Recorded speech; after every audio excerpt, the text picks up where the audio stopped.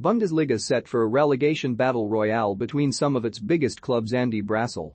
This was meant to be the second-tier season, to beat them all in Germany, and not just in a domestic context. Schalke and Werder Bremen filling the relegation places in May 2021 meant they joined Hamburg, Hanover, Fortuna Düsseldorf and Nuremberg in Bundesliga 2, before we even get to names such as St. Pauli and Dynamo Dresden. This weekend, Werder won a 5-goal thriller at Hamburg in the Nordderby to stay top of the table. After a turbulent season which has included the departure of coach Markus Anfang after a federal investigation into him faking a vaccination certificate, for which he was eventually fined and banned by the DFB, Werder won't be counting any chickens just yet. Whether they return to the top tier or not, it seems as if next season's Bundesliga 2 will be even more laden with big names than the present one. We are in for a layered and intense relegation battle, with all of the bottom 6 in the mix and some big names in serious trouble. The most desperate battle of the weekend was between direct competitors, Borussia Mönchengladbach and Wolfsburg, two clubs for whom the drop would be potentially ruinous. The contest swayed one way and then the other, like a drunk feeling for the edge of the bar for support. Gladbach flirted with costly failure, going 2-0 down in just over half an hour and then, after a vastly improved second-half showing, thought they had a winner when Matthias Ginter smashed the ball home in front of the Nord curve before referee Tobias Reichel and team cut the celebrations short, with Patrick Herrmann penalized for an earlier foul on Jerome Roussillon. There were reasons for optimism all round with the way it ended. Florian Kofeld, buoyed by his team holding on after Maxence Lacroix's red card, spoke of a deserved important point, while Gladbach fed off coming from behind and from Marcus Thuram's first goal of a hitherto very difficult season. Yet for all the what could have beens, both sides knew a point doesn't give them more than a smidgen of breathing space and that they were both, at various points, close to a damaging defeat. Fürth Hoffenheim 2-1 Stuttgart Saturday Bayer Leverkusen 3-0 Arminia Bielefeld Borussia Gladbach 2-2 Wolfsburg Eintracht Frankfurt 0-1 Bayern Munich Freiburg 3-0 Hertha Berlin Greuther Fürth 1-1 Cologne Union Berlin 3-1 Mainz Sunday Augsburg 1-1 Borussia Dortmund Bochum 0-1 RB Leipzig. They also know that they are lucky to not be Hertha, who were beaten soundly at Freiburg, a less well-resourced reminder of what can be done with stability and competent planning. For the second successive week coach Tayfun Korkut talked of the result not reflecting the game, following the 6-1 home beating by Leipzig. After the late goal by Augsburg's Noah Sarenraen-Bazi earned his team a point against Borussia Dortmund on Sunday, the Berliners are in the relegation playoff place. One of the few bright spots was the performance of 20-year-old debutant goalkeeper Marcel Lotka, with Korkut very happy with his performance, but Kicker reported on Monday that the Poland under-21 international is set to join Borussia Dortmund on the expiration of his contract this summer. Despite Hertha being yet to win in 2022, Korkut appears to be safe until the end of the season at least, with head of sport Friede Bobic backing him and turning focus on to the players who have great contracts, as he told Sport 1's De Pelpas on Sunday. Now, continued Bobic, they have to be held accountable.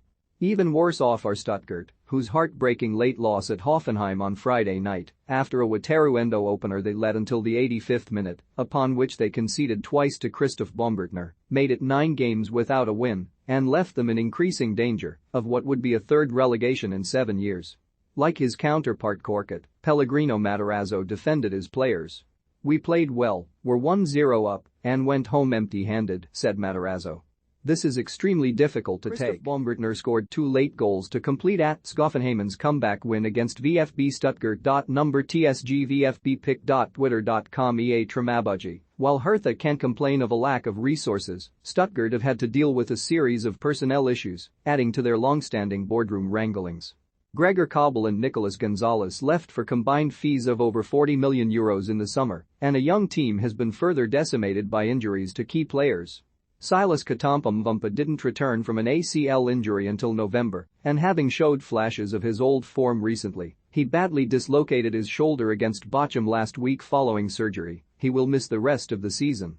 Having scored 16 times last season, frequent injury niggles have limited Man Mountain striker Sasa Kalajdzic to just 4 Bundesliga starts. His flick for Endo's goal underlined what an important attacking conduit he is. Matarazzo and company face Gladbach next in Saturday's Topspiel. "It's time we rewarded ourselves," said the coach defiantly, but, with only 10 games left, it feels like next season's second tier will be even more of a battle royale than this edition, come what may in both divisions' closing weeks. The fallout continues in Dortmund after the embarrassing Europa League elimination to Rangers, with spirits hardly lifted by the concession of that equalizer at Augsburg on Sunday after Thorgan Hazard's stylish opener, meaning the gap with Bayern Munich at the top widened to 8 points. "It was less the result in Bavaria. The lads got the most out of what was in the tank today," said Marco Rose, with some justification after Thursday night's exertions in Glasgow, but the sense of déjà vu that nagged, with little left to play for and already the sense that sporting director-to-be Sebastian Kehl has a big job on his hands, which might include showing the door to his former teammates and club totems Marco Reus and Mats Hummels, if a report in Saturday's Bild is to be believed. It ended number Bundesliga honors even in number FCA BVB, as Noah Sarenranbuzzi cancelled out at HAZARDTHORGAN8's opener pick.twitter.com Bayern won by a single Leroy Sane goal at Eintracht Frankfurt on Saturday evening, in which they were improved if still imperfect defensively, but the question of the future hangs over the champions too, with Robert Lewandowski, Manuel Neuer and Thomas Muller having contract issues to be addressed. Sporting director Hassan Salihamidzic told Sky that losing Lewandowski was out of the question, though the Poland striker, who wore an armband in the colors of Ukraine's flag on the day his country said they would refuse to play Russia in the World Cup qualifying playoff, later replied, "It was the first I've heard of it." As well as Lewandowski's armband, there were a series of other gestures in support of Ukraine across the Bundesliga weekend starting at Hoffenheim on Friday night, while Shaki announced on Monday morning that they would end the club's partnership with Gazprom prematurely, having already removed the Russian state-owned energy company's name from the shirts before the weekend draw at Karlsruhe. Meanwhile, Köln's board and a group of supporters spent Monday's day of carnival at a peace demonstration in the city's Ludwigplatz. Leipzig are still in the fourth Champions League place thanks to Christopher Nkunku's clinically taken late winner at Bochum, a game in which the home side caused a series of problems for Domenico Tedesco's team, and with wins for Freiburg and Hoffenheim too. Positions 4, 5 and 6 are all on 40 points, with Union Berlin just 3 behind after a 3-1 win over Mainz, ending their dodgy post-Max Kruse run and garlanded by Geraldo Becker's curling beauty from range.